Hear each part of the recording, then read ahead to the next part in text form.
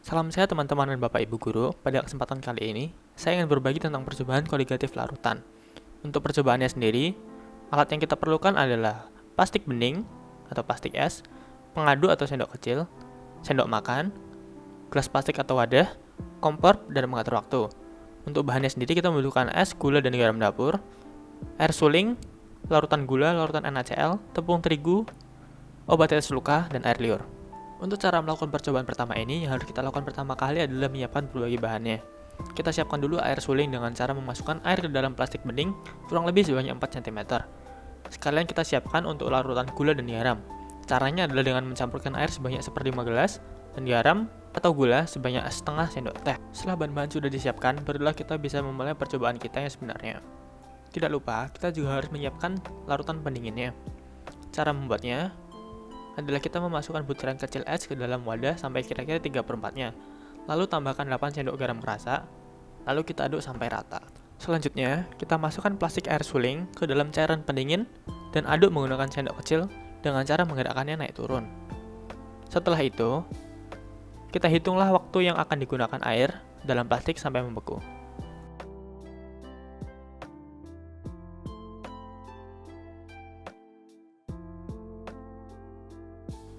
Setelah percobaan dengan larutan air suling selesai, kita ulang percobaan menggunakan larutan garam dan gula yang sudah kita siapkan tadi.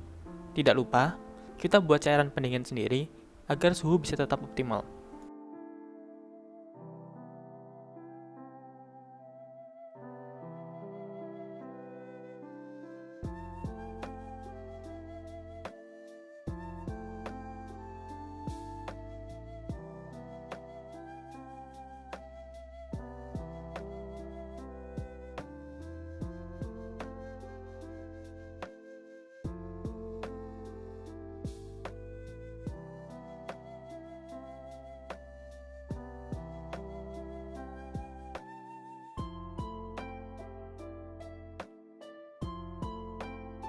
Lanjut ke percobaan kedua, kita siapkan dulu bahan-bahannya seperti cup, air liur, tepung terigu, obat tetes luka, dan air panas, air biasa, dan air dingin dari percobaan pertama tadi. Untuk cara melakukannya, kita mulai dari memasukkan tepung terigu ke dalam 3 buah gelas dengan masing-masing sebanyak 2 sendok makan. Selanjutnya, kita masukkan air panas, air dingin, dan air biasa kepada cup yang sudah kita siapkan sebelumnya sebanyak 1/4 gelas. Selanjutnya kita masukkan air liur atau air ludah sebanyak 3 sendok ke dalam masing-masing gelas.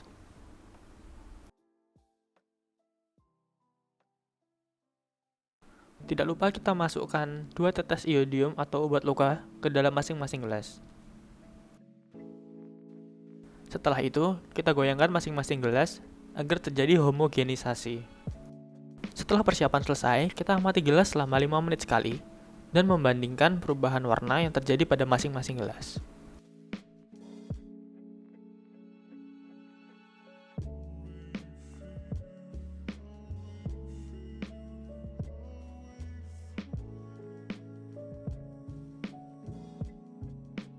Untuk saya sendiri, saya mengecek perubahan warna pada gelas setiap 5, 10, 15 menit, dan 20 menit.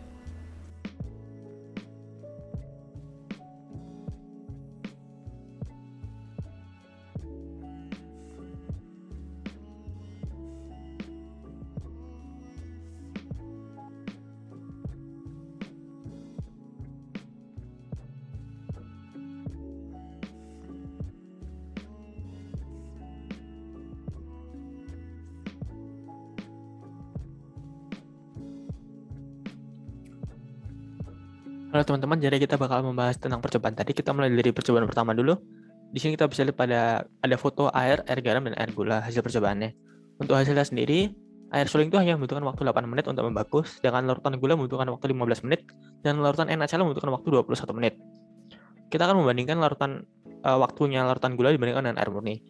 Kalau kita lihat dari tabel tadi, larutan gula itu lebih lama dibandingkan air murni, di mana dia membutuhkan waktu 15 menit, sedangkan air murni hanya membutuhkan waktu 8 menit untuk membeku. Lalu kita lanjutkan dengan perbandingan NaCl dengan air murni.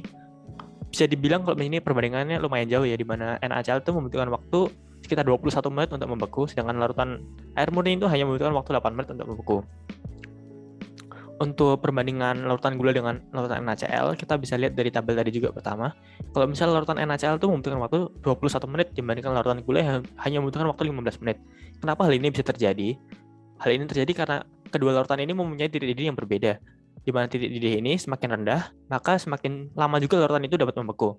Titik di sini pula dipengaruhi oleh beberapa hal seperti konsentrasi suatu larutan dan sifat elektrolit suatu larutan. Apa itu mereka? Jadi, konsentrasi suatu larutan itu semakin besar konsentrasinya, maka semakin banyak partikel zat terlarutnya, maka semakin rendah juga titik beku larutan tersebut. Sedangkan sifat elektrolit, jadi larutan yang bersifat elektrolit itu mengalami penurunan titik beku yang lebih besar daripada larutan non-elektrolit dalam konsentrasi yang sama ya teman-teman. Kita lanjut lagi. Larutan gula sendiri hitungannya larutan non-elektrolit, sedangkan NaCl itu merupakan larutan elektrolit, di mana larutan elektrolit itu memiliki ion-ion yang dapat bergerak dengan lebih cepat dan lebih bebas dibandingkan larutan non-elektrolit. Sehingga ion-ion tersebutlah yang membuat larutan NaCl membutuhkan waktu lebih lama untuk membeku. Pada percobaan kali ini pula, larutan NaCl memiliki konsentrasi larutan yang lebih besar dibandingkan dengan larutan gula. Hal ini juga sangat berpengaruh dalam proses pembekuan suatu larutan. Karena itu juga larutan NaCl membutuhkan waktu yang lebih lama untuk membeku. Ini variabel penelitiannya. Terdiri dari variabel bebas, terikat, dan kontrol. Apa itu mereka? Jadi variabel bebas itu variabel yang diubah-ubah yang dapat mempengaruhi penelitian. Variabel terikat itu variabel yang diamati atau hasil pengaruh dari variabel bebas. Sedangkan variabel kontrol itu adalah variabel yang sama dalam suatu penelitian. Variabel bebas di sini ada jenis larutan, sedangkan variabel terikatnya itu penurunan titik beku, dan variabel kontrolnya itu ukuran gelas, suhu ruangan, dan cairan pendingin. Untuk besaran pokok dan turunannya, besaran pokok yang kita gunakan di sini hanyalah waktu, suhu, dan massa. Waktu dalam sekon, suhu dalam Kelvin, massa dalam kilogram. Sedangkan besaran turunannya itu volume, yaitu meter kubik. Kita lanjut ke pengaruh konsentrasi larutan garam dan gula pada percobaan. Jadi tidak beku larutan ini adalah suatu sifat koligatif larutan, yaitu sifat larutan yang bergantung kepada jumlah zat terlarut dalam suatu larutan, bukan pada jenis zat yang terlarut. Jadi hubungan antara konsentrasi larutan dan penurunan titik beku larutan itu berbanding lurus. Artinya semakin besar konsentrasi larutan, semakin besar juga penurunan titik beku larutan, dan semakin rendah titik beku larutan. Dalam kasus ini, zat terlarutnya adalah garam dan gula. Jadi semakin banyak garam atau gula yang ditambahkan, maka semakin rendah pula titik beku larutan. Ini percobaan keduanya, bisa dilihat sendiri. Untuk tabelnya, pada gelas pertama yaitu air biasa itu warnanya putih susu, gelas kedua air panas itu warnanya putih kebiruan, dan gelas ketiga air dingin itu warnanya putih kebiruan juga. Untuk variabel penelitiannya di sini adalah variabel bebasnya suhu air, terikatnya itu aktivitas enzim perubahan warna larutan, dan variabel kontrolnya itu ukuran gelas, air liur, iodin, dan konsentrasi tepung. Untuk besaran pokok dan turunannya kita gunakan sama, yaitu waktu, suhu, dan massa untuk besaran pokok dan volume untuk besaran turunan. Perubahan warna pada gelas itu kenapa bisa terjadi? Karena adanya kandungan amilum atau pati dalam tepung terigu yang ketika bercampur dengan iodin akan bereaksi dan menghasilkan warna biru kehitaman atau ungu. Enzim itu hanya bisa bekerja dengan optimal dengan suhu yang cocok. Bisa dilihat pada gambar di bawah ini, enzim itu dapat bekerja dengan optimal dalam suhu 30-40. Kalau selain itu di bawahnya itu di atasnya, maka optimalisasi kerja enzim akan menurun. Pada gelas pertama, di mana suhunya dalam keadaan normal, enzim memecah amilum dengan optimal sehingga menyebabkan warna larutan tidak ungu atau bahkan tidak berubah sama sekali. Hal ini bisa terjadi karena enzim phthalate yang bekerja dengan optimal dan sudah mengurai amilum sehingga tidak ada lagi sisa amilum yang bisa diikat oleh iodin. Kebalikannya pada gelas kedua dan ketiga, karena suhu air yang ekstrim atau berbeda atau di luar kondisi normal, maka tidak bisa bekerja dengan optimal. Karena itu, amilum yang ada di larutan menjadi terikat dan bereaksi dengan iodin. Karena itu juga larutan pada gelas kedua ini berubah menjadi putih sedikit kebiruan. Analis percobaan 1 dan 2. Pada percobaan pertama kita belajar tentang pengaruh zat terlarut dalam titik beku suatu larutan. Semakin banyak konsentrasi zat terlarut, maka semakin rendah pula titik beku larutan. Hal ini juga berpengaruh pada jenis larutannya, di mana elektrolit itu punya ion yang bergerak sehingga lebih sukar untuk membeku. Dan pada percobaan kedua kita dapat melihat pengaruh langsung terhadap suhu terhadap kerja enzim, di mana enzim ini membutuhkan suhu yang optimal agar bisa bekerja dengan baik. Kita lanjut ke kesimpulan pada percobaan pertama, titik beku suatu larutan dipengaruhi langsung oleh zat terlarut, dari jumlah zat yang terlarut sampai jenis larutan yang dihasilkan setelah pencampuran zat.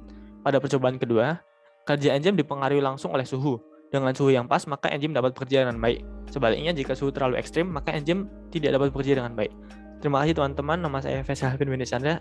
Sampai jumpa lagi.